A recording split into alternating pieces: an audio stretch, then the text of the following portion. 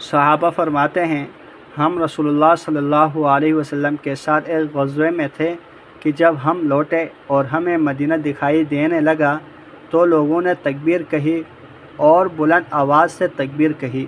رسول اللہ صلی اللہ علیہ وسلم نے فرمایا تمہارا رب بہرا نہیں ہے اور نہ ہی وہ غائب و غیر حاضر ہیں، وہ تمہارے درمیان موجود ہے، وہ تمہارے کجاوے اور سواریوں کے درمیان یعنی بہت قریب ہیں۔ پھر آپ نے فرمایا عبداللہ بن قیس کیا میں تمہیں جنت کے خزانوں میں سے ایک خزانہ نہ بتاؤں؟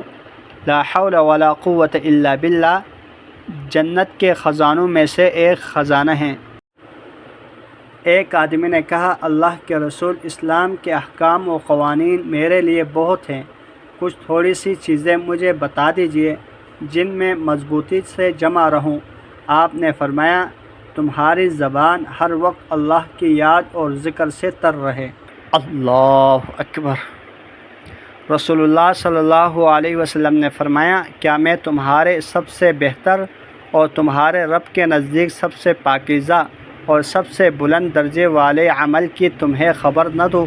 وہ عمل تمہارے لیے سونا چاندی خرچ کرنے سے بہتر ہے، وہ عمل تمہارے لیے اس سے بھی بہتر ہے کہ تم میدان جنگ میں اپنے دشمن سے ٹکراؤ، وہ تمہاری گردنیں کاٹے اور تم ان کی یعنی تمہارے جہاد کرنے سے بھی افضل ہیں۔ لوگوں نے کہا جی ہاں ضرور بتائے۔ آپ نے فرمایا وہ اللہ تعالیٰ کا ذکر ہے۔ معاذ بن جبل رضی اللہ تعالیٰ عنہ کہتے ہیں اللہ کے ذکر سے بڑھ کر اللہ کے عذاب سے بچانے والی کوئی اور چیز نہیں ہے۔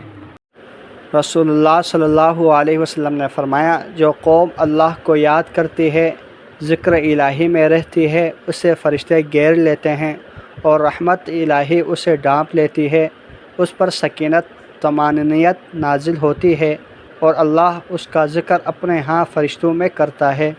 اللہ جل شانہ سے دعا ہے جتنے احادیث ہم نے پڑھی ان پر عمل کرتے ہوئے دوسروں تک پہنچانے کی توفیق عطا فرمائیں۔